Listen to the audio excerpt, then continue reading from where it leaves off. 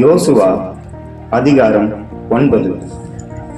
யோர்தானுக்கு இப்புறத்திலே மலைகளிலும் பள்ளத்தாக்குகளிலும் லீபனோனுக்கு எதிரான பெரிய சமுத்திரத்தில் கரையோரம் எங்கும் உள்ள ஏத்தியரும் எமோரியரும் கானானியரும் பெருசியரும் ஏவியரும் எபூசியருமானவர்களுடைய சகல ராஜாக்களும் அதை கேள்விப்பட்ட போது அவர்கள் ஒருமனப்பட்டு யோசுவாவோடும் இஸ்ரவேலரோடும் யுத்தம் பண்ண ஏகமாய் கூடினார்கள்.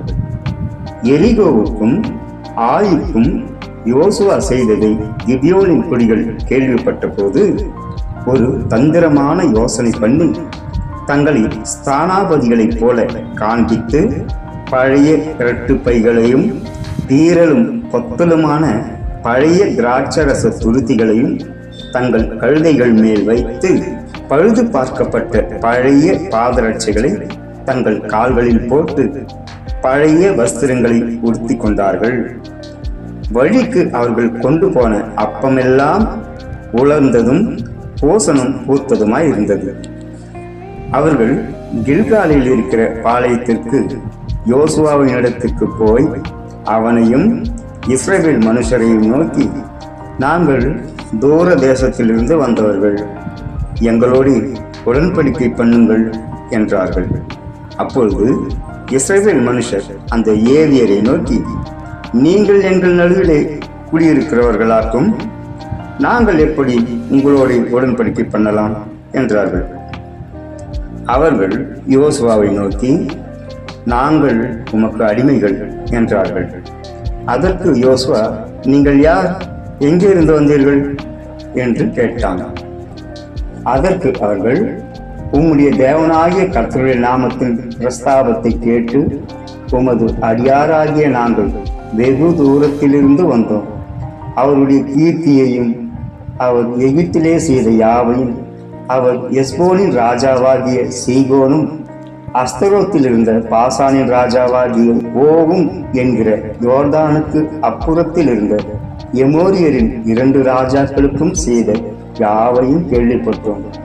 ஆகையால் நாங்கள் மூப்பரும் எங்கள் தேசத்து குடிகள் எல்லாரும் எங்களை நோக்கி, உங்கள் கைகளில் வழிக்கு ஆகாரம் எடுத்துக்கொண்டு அவர்களுக்கு எதிர்கொண்டு போய் அவர்களிடத்தில், நாங்கள் உங்கள் அடியார், எங்களோட உடன்படிக்கை பண்ண வேண்டும் என்று சொல்ல சொன்னார்கள். புறப்படுகிற அன்றே எங்கள் வழி பிரயாணத்துக்கு இந்த அப்பத்தை சுட சுட எங்கள் வீட்டிலிருந்து எடுத்து கொண்டு வந்தோம். இப்பொழுது இதோ உலர்ந்து போசனம் பூத்திருக்கிறது. நாங்கள் இந்த திராட்சரச துருத்திகளை நிரப்புகையில் புதிதாக இருந்தது, ஆனாலும் இதோ கிழிந்து போயிற்று.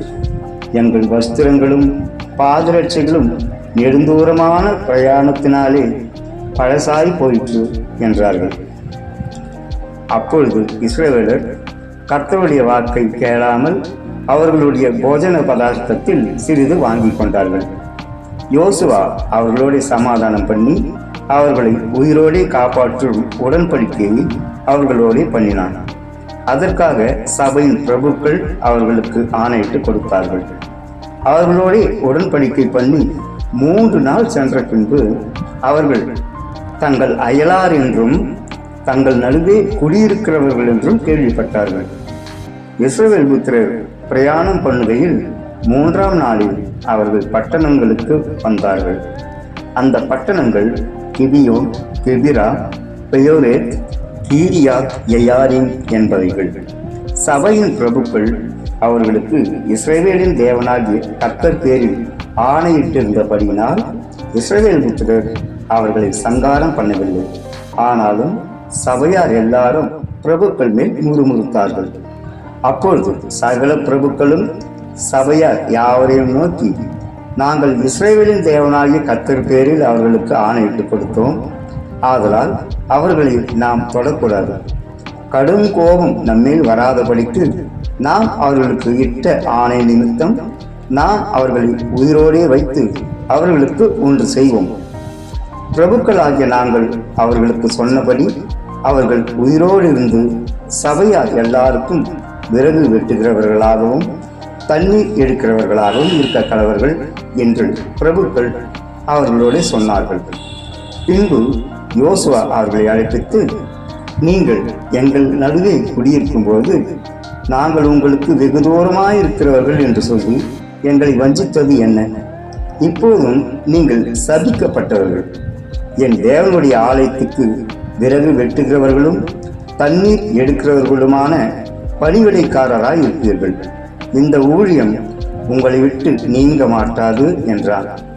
அவர்கள் யோசுவாவுக்கு பிரதியுத்தரமாக, தேசத்தையெல்லாம் உங்களுக்கு ஒப்புக் கொடுக்கவும் தேசத்தின் கொடிகளையெல்லாம் உங்களுக்கு முன்பாக அழிக்கவும் உம்முடைய தேவனாகிய கர்த்தர் தமது தாசனாகிய மோசேக்கு கட்டளையிட்டது உமது அடியாருக்கு நிச்சயமாகவே அறிவிக்கப்பட்டதினால் நாங்கள் எங்கள் ஜீவன் நிமித்தம் உங்களுக்கு மிகவும் பயந்து இந்த காரியத்தை செய்தோம்.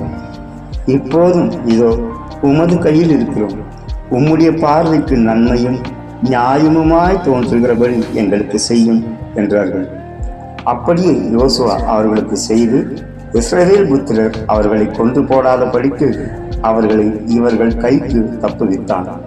இந்நாள் மட்டும் இருக்கிறபடியே அந்நாளில் அவர்களை சபைக்கும் கர்த்தர் தெரிந்து கொள்ளும் இடத்திலிருக்கும் அவருடைய பலிபீடத்திற்கும் விறகு வெட்டுகிறவர்களாகவும் தண்ணீர் எடுக்கிறவர்களாகவும் ஆக்கினான்.